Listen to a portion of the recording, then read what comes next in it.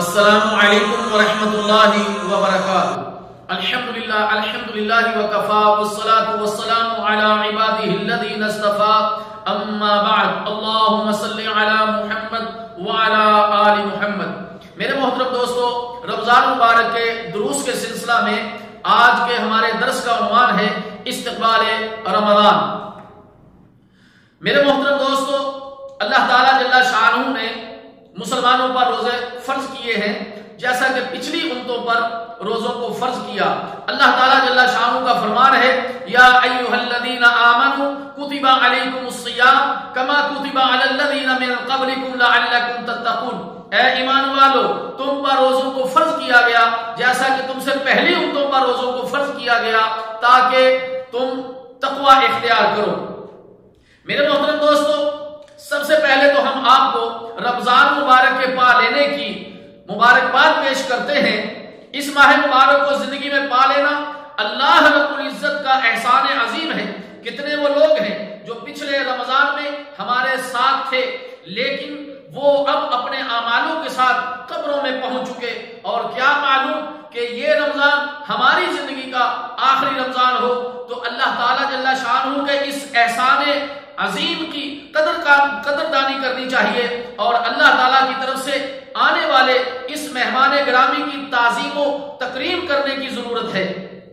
میرے محترم دوستو، رمضان کا یہ ماہ مبارک جس میں اللہ تعالیٰ جل شانہ درجات بلند کرتا اور گناہوں کو معاف کرتا ہے، جس میں خیر و بھلائی کے دروازے کھل جاتے ہیں، اللہ تعالیٰ کے انعامات اور اس کی نوازشوں کی بارش ہوتی ہے، اس بابرکت مہینے کے استقبال کے لیے لوگوں کے مختلف انداز ہوتے ہیں۔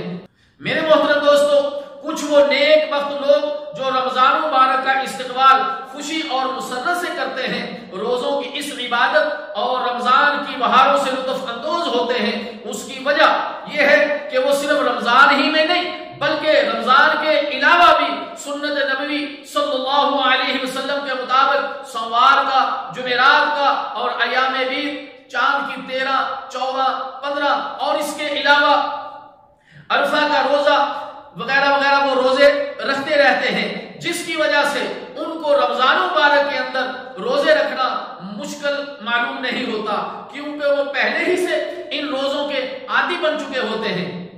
میرے محترم دوستو، صحابہ و تابعین اور سلف صالحین کا یہی طریقہ اور منہج رہا ہے، جو 6 ماہ قبل ہی رمضان کا انتظار کرنا شروع کر لیتے تھے اور اس کی دعائیں مانگنا شروع کر دیتے تھے کہ اے اللہ، خیر و برکت سے ہمیں رمضان تک پہنچا اور ہمیں رمضان کو پا لینے کی تو ہمیں توفیق عطا فرما۔ وہ لوگ نفل و نوافل کے اہتمام کی بہترین مثالیں اور اس موضوع پر ان کے عجیب و غریب واقعات کتب کے اندر موجود ہے، جنہیں پڑھ کر معلوم ہوتا ہے کہ ان لوگوں کے ہاں پورا سال ہی رمضان کی طرح ہوتا تھا، کیونکہ وہ لوگ وقتاً فوقتاً روزے رکھتے رہتے تھے۔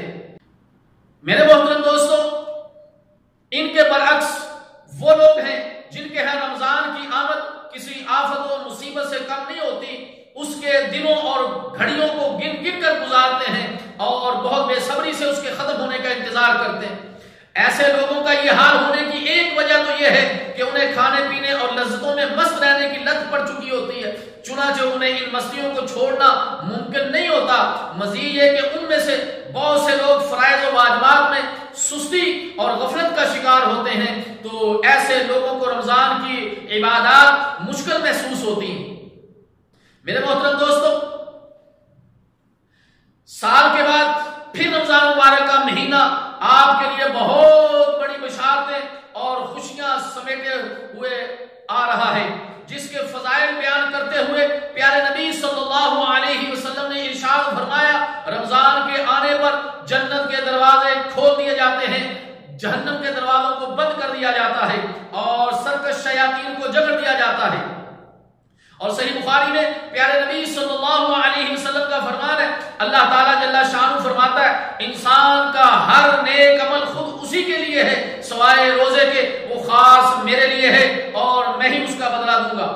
اور روزہ گناہوں سے ڈھال ہے، یعنی گناہوں سے بچانے والا ہے۔ اس ذات کی قسم جس کے ہاتھ میں محمد صلی اللہ علیہ وسلم کی جان ہے، روزے دار کے منہ کی بو اللہ تعالیٰ جل شانہ کے نزدیک جب وہ افطاری کرتا ہے تو خوش ہو جاتا ہے، خوشی محسوس کرتا ہے، اور جب وہ اپنے رب سے ملاقات کرے گا تو اپنے روزے کے ثواب کو دیکھ کر خوش ہو جائے گا۔ اللہ اکبر۔ میرے محترم دوستو، یہ ہے رمضان مبارک کی خیر و برکت، اور یہ ہے اس ماہ مبارک میں اللہ رب العزت کے انعامات۔ تو ان خیر و برکت کو حاصل کرنے کے لیے ہماری کیا کوشش ہے؟ ہر شخص کو ملنے والے موقع سے، ہر شخص جو ہے وہ ملنے والے موقع سے فائدہ اٹھاتا ہے اور موسم میں کمانے کی کوشش کرتا ہے۔ مومن اور مسلمانوں کے لیے یہ نیکی کا موسم ہے۔ رمضان مبارک یہ نیکیوں کا موسم ہے، جس میں اللہ تعالیٰ جل شانہ کی طرف سے منادی اعلان کیا جاتا ہے، یا باغی الخیر اقبل و یا باغی الشر اقصر۔ اے خیر کے چاہنے والے آگے بڑھ، اور اے شر کے چاہنے والے باز آ جا اور رک جا۔ میرے محترم دوستو، ہم میں سے ہر ایک شخص کو اس ماہ کے لیے پروگرام طے کرنا چاہیے۔ فضیلت تو بھرے اس مہینے میں جن اعمال کو ادا کر کے اللہ تعالیٰ جل شانہ کا بندہ قرب حاصل کر سکتا ہے، ان میں سب سے جو اہم بڑا کام ہے وہ تو رمضان مبارک کے روزے رکھنا ہے، جن کے بارے میں پیارے نبی صلی اللہ علیہ وسلم کا فرمان ہے، جس شخص نے اللہ تعالیٰ پر یقین اور ایمان اور اس سے اجر و ثواب کی نیت سے رمضان مبارک کے روزے رکھے تو اس کے پچھلے سابقہ گناہوں کو معاف کر دیا جاتا ہے۔ یہ حدیث ہمیں اس بات کی تنبیہ کرتی ہے کہ روزہ کوئی رسم روٹین نہیں ہے، بلکہ عبادت جلیلہ جس سے ایمان و یقین اور اللہ تعالیٰ جل شانہ کی رضا مطلوب اور مقصود ہے۔ دوسرا بڑا عمل جو اس کے اندر کرنے والا ہے وہ ہے قیام اللیل یا نماز تراویح، جس کے متعلق پیارے نبی صلی اللہ علیہ وسلم نے ارشاد فرمایا، جس شخص نے اللہ تعالیٰ پر یقین و ایمان اور اس سے اجر و ثواب کی نیت سے رمضان کا قیام کیا یعنی تراویح پڑھی، اس کے سابقہ گناہ معاف ہو جاتے ہیں۔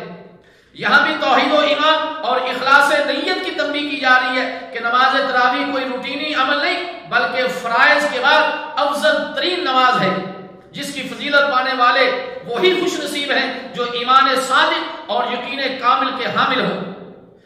اور تیسرا بڑا عمل اس ماہ مبارک میں کیا جانے والا قرآن کریم کی تلاوت۔ اللہ تعالیٰ جل شانہ نے فرمایا، شہر رمضان الذی انزل فیہ القرآن، رمضان یہ وہ مہینہ ہے جس میں قرآن کریم کو نازل کیا گیا۔ لہذا میرے محترم دوستو، قرآن اور رمضان کا بہت اہم تعلق ہے، اس لیے نبی مکرم صلی اللہ علیہ وسلم رمضان میں قرآن کی تلاوت کا خصوصی اہتمام کرتے اور جبرائیل علیہ السلام کے ساتھ اس کو دہراتے۔ چنانچہ اس مہینے میں خصوصی طور پر قرآن کریم کے معانی پر غور و فکر کرتے ہوئے زیادہ سے زیادہ قرآن مجید کی تلاوت کرنی چاہیے۔ اسی طرح رمضان کے اندر کرنے والے کاموں میں سے صدقہ و خیرات کی بھی ہے۔ اس ماہ مبارک میں خصوصی اس کی اہمیت ہے اور بہت بڑی فضیلت ہے، اس لیے رسول اللہ صلی اللہ علیہ وسلم رمضان مبارک میں صدقہ اور خیرات تیز آندھی کی طرح کرتے تھے۔ رمضان مبارک میں دعا کا بھی خاص طور پر اہتمام کرنا چاہیے۔ اللہ تعالیٰ نے قرآن کریم میں روزے کے احکامات بیان کرتے ہیں وہ دعا کا ذکر کیا ہے، جس کی وجہ یہی ہے کہ روزے دار کو دعا کی طرف توجہ دلائی جائے، اور ویسے بھی روزے کی حالت میں دعا قبول ہوتی ہے۔ میرے محترم دوستو، رمضان مبارک اصلاح نفس کا بہترین موقع ہے۔ اس میں سابقہ کیے ہوئے گناہوں سے توبہ کریں اور اللہ کے دین پر چلنے کی ایسی ترتیب بنا لیں کہ مرتے دم تک اس پر استقامت اور ثابت قدمی سے جمے رہیں۔ اور میرے محترم دوستو، سارا سال الحمدللہ آپ احباب فرائض کی جو ہے وہ پابندی کرتے ہیں، خاص طور پر رمضان کے اندر تو ہماری یہ ترتیب ہو کہ تکبیر اولیٰ کے ساتھ پہلی صف کے اندر ہم کھڑے ہوں، ادھر اذان ہو ادھر ہم مسجد کے اندر ہوں۔ رمضان مبارک کے اندر اگر ہم نے نمازوں کی پابندی کر لی تو انشاءاللہ تعالی اس کا اثر باقی 11 مہینوں کے اوپر بھی ہمارے ساتھ رہے گا۔ اللہ تعالیٰ جل شانہ سے دعا ہے کہ اللہ تعالیٰ مجھے اور آپ کو رمضان مبارک کے اس بابرکت مہینے سے زیادہ فائدہ اٹھانے کی توفیق عطا فرمائے۔ والسلام علیکم ورحمۃ اللہ وبرکاتہ۔